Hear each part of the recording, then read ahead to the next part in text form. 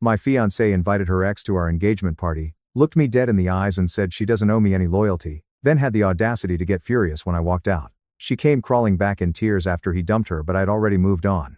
Hi Reddit, so my fiancée's ex just showed up at our engagement party. Turns out she invited him herself. Here's the full story. So, I'm 31 male, a civil engineer, been with my fiancée Naomi, 29 female for 4 years. We got engaged 8 months ago and everything's been pretty solid. Or so I thought. We're planning this engagement party. Nothing too fancy, just family and friends at this nice venue downtown that she picked out. Everything was going smooth. We're sitting at my kitchen table going over the guest list. She's got her laptop out making the invitations. I'm double checking the headcount for catering. Normal couple stuff, right? Then she just casually drops this on me. Oh, I'm inviting Dan, too. I look up from my notes. Dan? Your ex Dan? She doesn't even pause typing. Yeah, he's important to me. He was there for me before you were. Then she gives me this look. You know the one where they're testing you? And goes. You're not insecure, right? Now listen, I'm not some jealous psycho. I don't go through her phone. I don't care if she has friends, whatever. But inviting your ex to your engagement party, that's different. That's like bringing a knife to a birthday party level of inappropriate. I kept my voice calm and said, I'm uncomfortable with that. Wrong answer, apparently. She rolls her eyes like I just asked her to explain quantum physics. This isn't your party to control, Ezra. I don't owe you loyalty. We're not even married yet.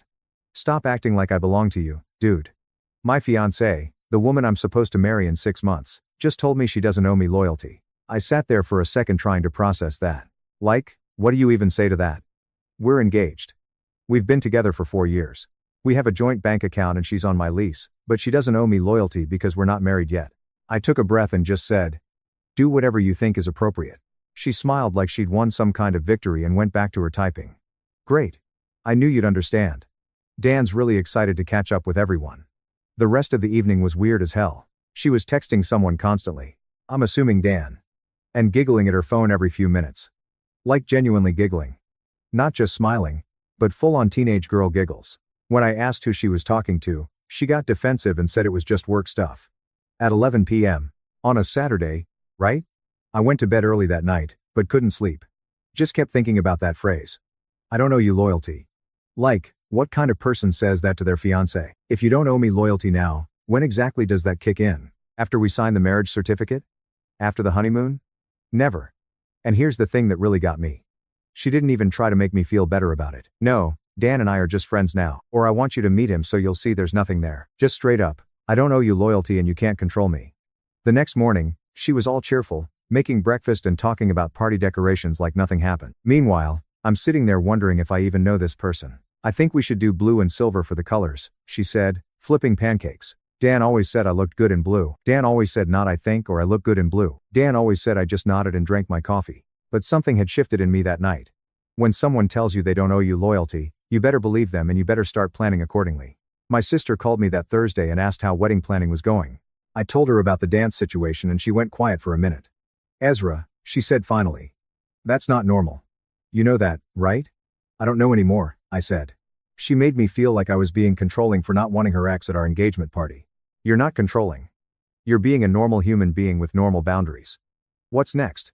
Is she going to invite him to the bachelor party? That made me laugh, but it wasn't funny because honestly, I wasn't sure she wouldn't suggest it. The weird part is I wasn't even mad anymore. I was just tired. Tired of feeling like I was walking on eggshells. Tired of second-guessing myself.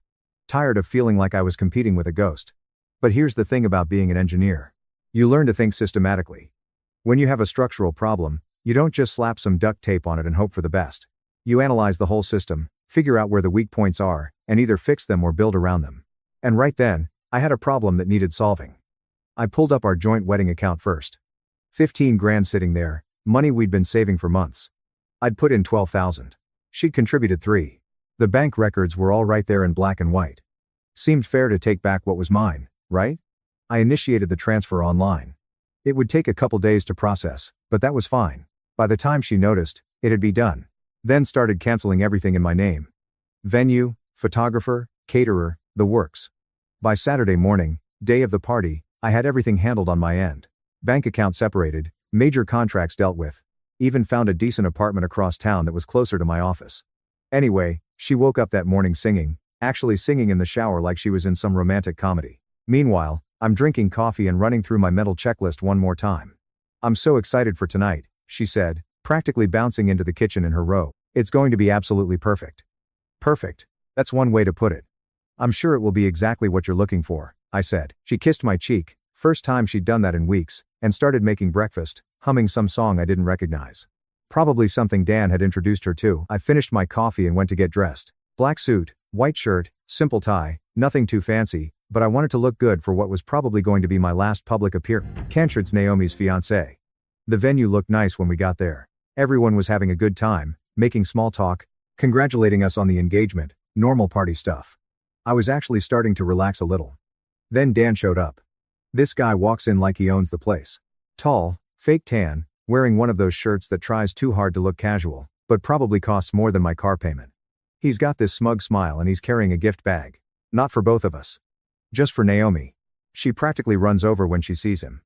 Danny. She squeals and they hug for way too long. Like awkwardly long. Long enough that people started noticing. He hands her the gift and she opens it right there in front of everyone. It's some necklace with a little pendant.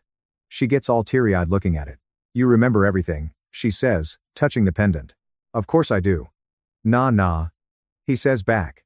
Nah. That's what he used to call her. She told me once that she hated that nickname. Guess that was another lie. The rest of the party, Dan's basically glued to her side. Hand on her back when they're talking to people, whispering jokes in her ear, bringing her drinks. Meanwhile, I'm standing around like some kind of party decoration. My mom comes up to me at one point. Honey, who's that man with Naomi? Her ex-boyfriend, I say. Mom gives me this look. Her ex at your engagement party? Yeah, she said he was important to her. Mom doesn't say anything else, but I can see the wheels turning. She's not stupid. About an hour in, I'm getting myself a soda when I overhear Naomi's friends, Jessica and Rachel, talking by the bathroom. They don't see me around the corner. I can't believe she actually invited him. Jessica says, she told me she's not even sure she loves Ezra. Rachel whispers back. She said Dan makes her feel alive again. What's she going to do? I don't know, but she's been texting him nonstop for weeks. This whole engagement thing. I think she's having second thoughts. I stood there for a minute, letting that sink in. Then I walked back to the party, grabbed the microphone from the DJ, and waited for the room to quiet down. Hey everyone, thanks for coming tonight, I said. The room got silent real quick. I just wanted to say something. I looked right at Naomi, who was standing next to Dan with this confused look on her face. To Naomi, may you find exactly what you're looking for because clearly it isn't me. Then I handed the mic back to the DJ and walked out. Didn't run, didn't make a scene, just walked. Behind me, I could hear people starting to murmur and Naomi calling my name. But I kept walking to my car, got in, and drove home. My phone started buzzing before I even got out of the parking lot. First a text, then another, then it just started ringing nonstop. I turned the ringer off and drove home in silence. When I pulled into my driveway, I sat in the car for a minute, just breathing. The house looked the same as when we'd left 2 hours ago, but everything felt different now, like I was looking at someone else's life. I went inside and sat on my couch. My phone was lighting up like a Christmas tree on the coffee table. Texts, missed calls, voicemails, all from Naomi. I could see the previews scrolling by. Where did you go? Ezra, please come back. Everyone's asking where you are. This is embarrassing. I turned the phone face down and went to change out of my suit. The voicemail started around 11 p.m. I could hear my phone vibrating against the coffee table from the bedroom, but I didn't check them. Whatever she had to say, I wasn't ready to hear it. I actually slept pretty well that night, better than I had in weeks. Guess that's what happens when you stop pretending everything's fine. Sunday morning, I was making coffee when someone started pounding on my front door. Not knocking, pounding like the house was on fire or someone was dying. The sound echoed through the whole house and probably woke up my neighbors. I looked through the peephole and there was Naomi, still in her party dress from last night. Hair looking like she'd been running her hands through it all night. Makeup smeared under her eyes. Mascara streaked down her cheeks. She looked like she'd been up crying since the moment I walked out. I opened the door and she immediately pushed past me into the house, already yelling before she was fully inside. Are you serious right now? Is this some kind of prank? So, I invited my ex? What's the big deal? You're really throwing everything away over that? She was pacing around my living room like a caged animal, gesturing wildly with her hands. Her voice was, probably from crying all night. The expensive dress she'd picked out special for the party was wrinkled and had what looked like wine stains on it. I leaned against the door frame and just watched her fall apart. 4 years together, and this was the first time I was really seeing who she was underneath all the charm and polish. This frantic, desperate person who couldn't handle not getting her way. She kept ranting about how I'd embarrassed her. How people didn't know what to do after I left. How her parents were mortified. Like the real problem was that I'd made her look bad. Not that she'd invited her ex to our engagement party and spent the night hanging all over him. I stayed calm and told her the truth. That she was the one who threw everything away when she made it clear who she really wanted. That just made her more frantic. She started doing that thing where people try to rewrite history in real time. Suddenly, Dan was just a friend. The constant texting was nothing. The gift was just being nice. All the stuff she'd been rubbing in my face for weeks was now being minimized like it never happened. But then I brought up what I'd overheard her friends saying about her not being sure she loved me, about Dan making her feel alive again. Her whole face went white when she realized I'd heard that conversation. She tried to backtrack, said it was taken out of context, begged me to work through it, started crying those big, ugly sobs that make your whole body shake. The kind of crying that's more about panic than actual sadness. I asked her to just be honest for once. That's when the mask finally came off completely. She told me I'd regret this. That she and Dan were perfect together, that they always had been. Then she grabbed her purse and headed for the door. "Wait," I said. "You need to come get your stuff." She turned around and for a second I thought she might try to argue about that, too. "Fine, I'll be back tomorrow." "Bring someone with you," I said. "I don't want this turning into another scene." She slammed the door hard enough to rattle the windows. I spent that evening going through her things. Just wanted to get it over with and move on with my life. Then I got to her desk drawer and found the photos. Pictures of her and Dan from when they were dating. Not just one or two old ones you might keep for memories. I'm talking about a whole stack of them. Dan with his arm around her at some beach. Naomi laughing at something he said at a restaurant. The two of them at what looked like a wedding, all dressed up and looking way too comfortable together. But that wasn't even the worst part. Under the photos were letters. Actual handwritten letters from Dan postmarked from the last few months while we were engaged and planning our wedding. I opened one and immediately wished I hadn't. "I can't believe you're getting married. It started I still think about what we had together. You were the one that got away. Nana." Another one.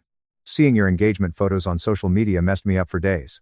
You look happy, but do you really love him the way you loved me?" There were 5 of them total, getting progressively more intense. Dan basically begging her to reconsider, telling her she was making a mistake, that they belonged together, and she'd kept every single one. The last letter was dated 2 weeks before our engagement party. "I know you invited me, and I know what that means. We both know this marriage isn't right for you.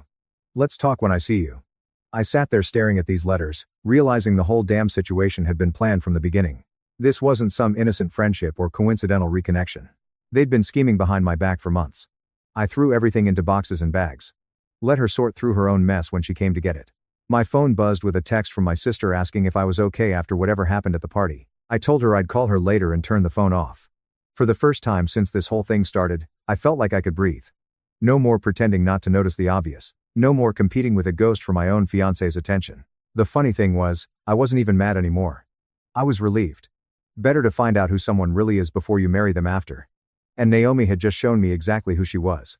Someone who thought loyalty was optional. Who would rather chase excitement than build something stable. Who would throw away 4 years the moment something shinier came along. I spent the rest of Sunday doing normal stuff. Around dinner time, I finally listened to her voicemails, 12 of them, starting angry and getting progressively more desperate as the night went on. The last one was from around 6 a.m. Her voice all raw and shaky, begging me to call her back so we could fix this. But there wasn't anything to fix. You can't fix someone who doesn't want to be with you. You can't negotiate your way back into someone's heart when they've already given it to someone else. I deleted all the messages and went back to my normal Sunday evening routine. Best decision I ever made. Monday morning, I woke up at my normal time, made coffee, and went to work like nothing had happened. Felt weird driving to the office knowing I was technically single again, but also kind of freeing. No more texts asking when I'd be home. No more having to check in about dinner plans. No more walking on eggshells. My coworkers didn't know about the engagement party disaster yet. So, it was just a normal day. Around 6 p.m. She showed up with her dad. Poor guy looked embarrassed as hell, like he knew exactly what his daughter had done and didn't approve. He'd always been decent to me. Worked construction for 30 years. Straightforward guy who didn't put up with nonsense.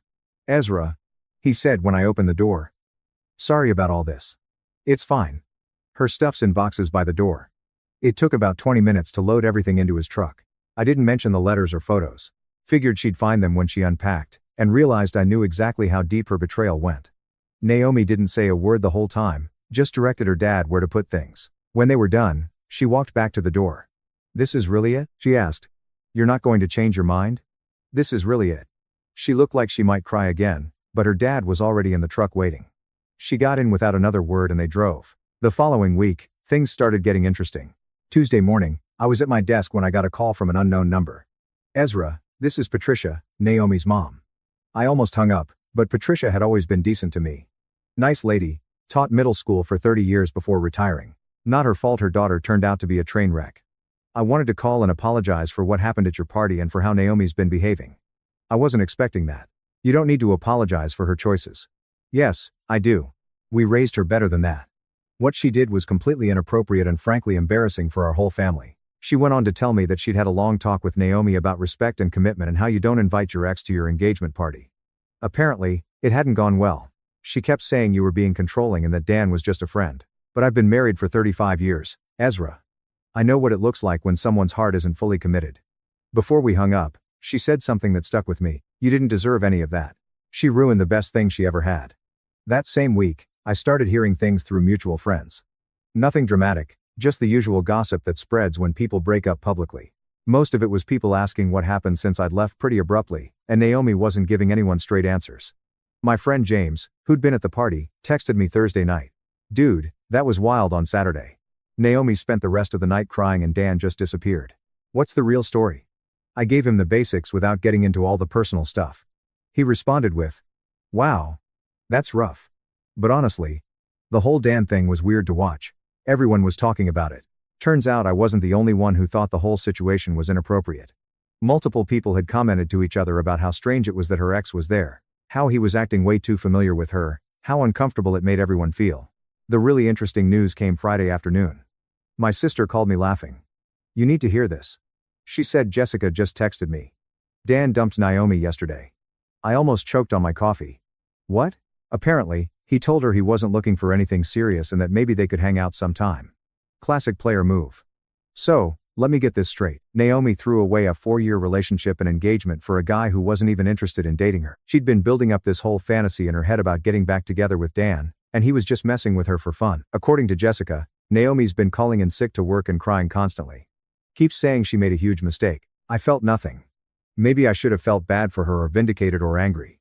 But mostly, I just felt tired, like this whole drama was finally over and I could move on with my life. Meanwhile, the gossip mill kept churning. Word was getting around about what had happened at the engagement party, and apparently it wasn't reflecting well on Naomi's professional reputation. She worked in PR, where image and relationships matter a lot. Having your engagement fall apart publicly, because you invited your ex doesn't exactly scream good judgment to potential clients.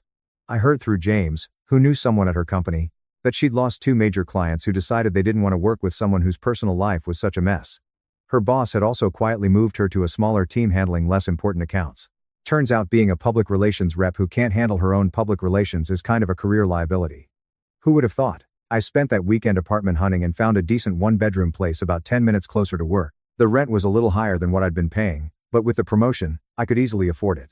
Sunday evening, I was packing up some of my stuff when I got a text from an unknown number. At first, I thought it might be Naomi trying to reach me from a different phone, but it turned out to be Dan. Hey, man. Sorry about everything that went down. Naomi told me you guys broke up. Didn't mean for things to get complicated. I stared at that text for a minute. This guy had spent weeks trying to break up my engagement, succeeded, then dumped my ex-fiancée when he got what he wanted, and now he was apologizing like it was all just some innocent misunderstanding. I deleted the message without responding. Some people aren't worth the energy it takes to tell them what you really think. 2 months after the engagement party, I was settled into my new apartment and honestly loving life. I'd been hitting the gym regularly for the first time in years. Nothing crazy, just basic lifting and cardio 3 times a week. Turns out, when you're not spending every evening walking on eggshells around your partner, you have time for things like taking care of yourself. I wasn't dating anyone, wasn't really looking either. After 4 years with someone who turned out to be completely different than I thought, I was enjoying just being by myself for a while, learning what I actually like to do when I wasn't constantly negotiating with someone else about everything. Life was simple, predictable, drama-free. I should have known it wouldn't last. Tuesday evening in late November, I was getting home from the gym when I saw a familiar car parked in the visitors section of my apartment complex. Silver Honda Civic with a dent in the rear bumper from when Naomi had backed into a mailbox 2 years ago. My stomach dropped. I hadn't heard from her in over a month. Not since those desperate voicemails the week after the party. I grabbed my gym bag and headed for the elevator, hoping she hadn't seen me. No such luck. As soon as I hit the call button, I heard her voice behind me calling my name. I turned around. She looked different. Thinner. Like she hadn't been eating much. Dark circles under her eyes that makeup couldn't quite hide. Her hair was shorter than I remembered, cut in one of those dramatic styles women get when they're trying to reinvent themselves after a breakup. She asked if we could talk. Against my better judgment, I let her come up to my apartment. She looked around like she was seeing a museum exhibit, commenting on how nice the place was. I stayed standing while she sat down on my couch without being invited. The whole performance was predictable. She'd made a huge mistake, the biggest of her life. Dan had used her, never wanted a relationship, just wanted to see if he could break us up. When he succeeded, he got bored and moved on to someone else. She started crying, not the angry tears from that morning at my old house, but the quiet, defeated kind that made her whole body slump. She threw away everything good in her life for someone who didn't even care about her. 4 years together, our future, all our plans gone for nothing. Now she wanted to make it right. We could work through this, couldn't we? We were good together, we were happy. We were planning a wedding, for crying out loud. I reminded her about the loyalty comment, about her telling me Dan was better than me, about her choosing him publicly in front of everyone who mattered to us. Each point made her flinch like I was hitting her with a physical blow. She had an excuse for everything. She was confused. Dan was in her head. She was angry and lashing out. People make mistakes, that's what love was supposed to be about. Forgiveness and second chances. I looked at her sitting there on my couch crying over the consequences of her own choices and felt absolutely nothing. No anger, no sadness, no urge to comfort her or make her feel better. Just emptiness where all those feelings used to be. The whole thing was pathetic, really. She'd only figured out I was the love of her life after her first choice kicked her to the curb. Now she wanted to come back to the backup plan, go to counseling, do whatever it took to fix things. When I told her no, she looked genuinely shocked, like she couldn't believe I wouldn't take her back after everything she'd put me through. She tried the guilt trip 4 years together and I wouldn't even try to work things out. I explained that there was nothing to work out. She'd shown me who she really was. And I believed her. She didn't make a mistake. She made a choice. A series of choices, actually.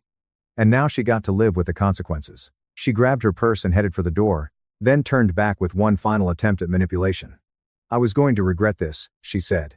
She was the best thing that ever happened to me. No, I told her as I opened the door. You leaving me was the best thing that ever happened to me. She left without another word. I closed the door, locked it, and went back to my normal Tuesday evening routine.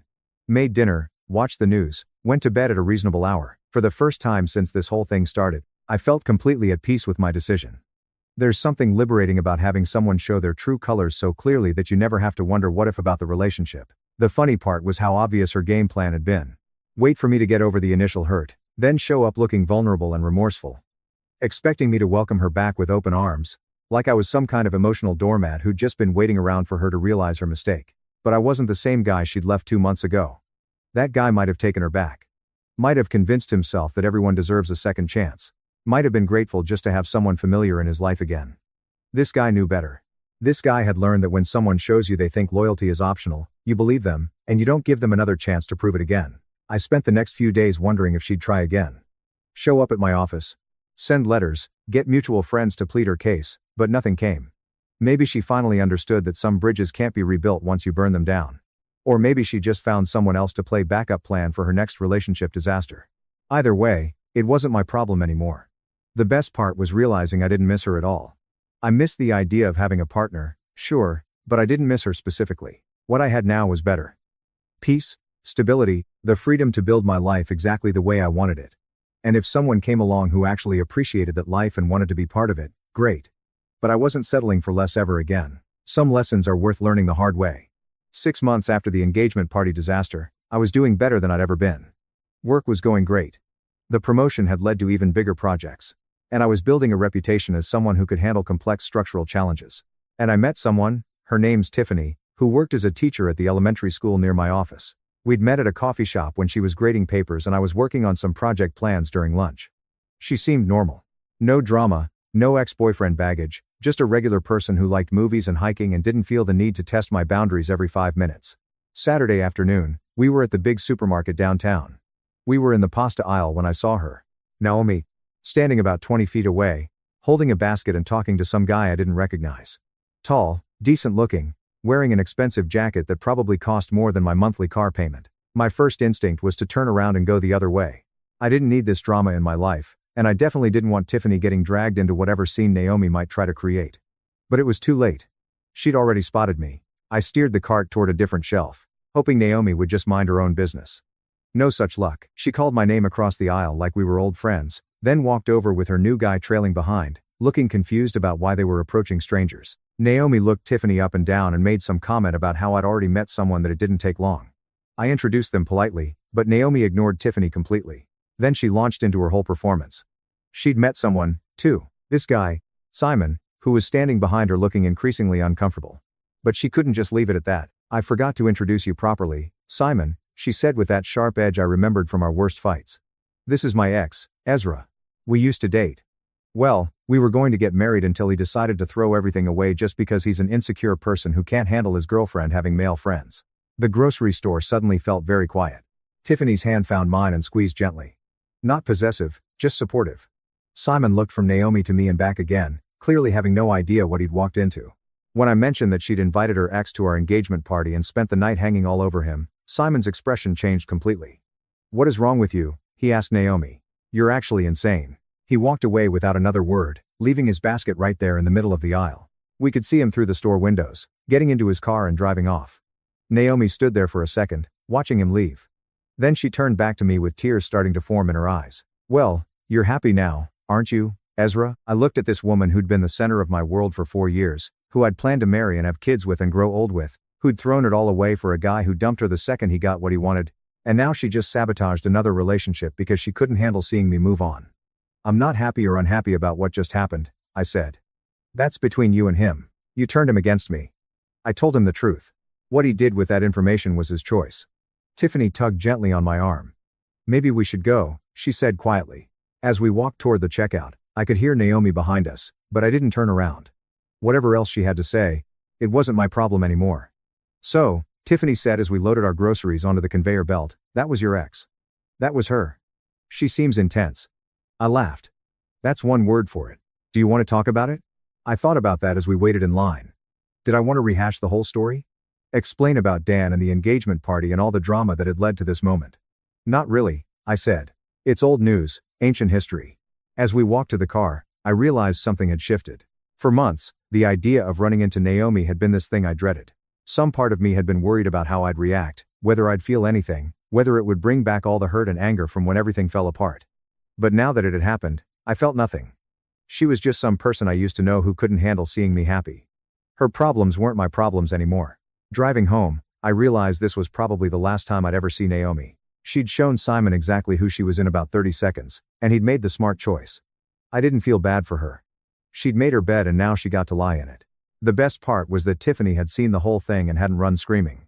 If anything, she seemed more interested in getting to know me better. Turns out, some people actually appreciate stability and honesty in a relationship. Who would have thought? The moral of this whole story: when someone shows you they don't think they owe you loyalty, believe them. And then show them what it looks like when you don't owe them your future. Sometimes the best revenge really is just living well and not looking. Thank you so much for watching until the end. If you really like our videos, please don't forget to like, share, and subscribe. Have a great day.